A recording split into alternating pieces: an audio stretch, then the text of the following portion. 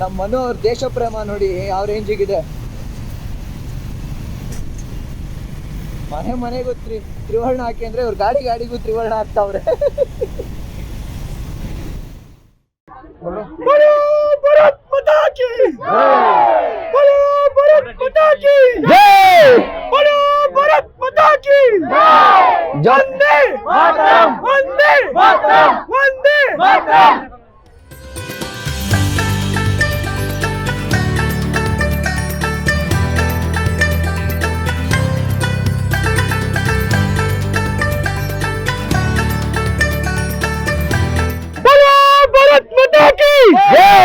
बोलो भारत माता की जय, बोलो भारत माता की जय।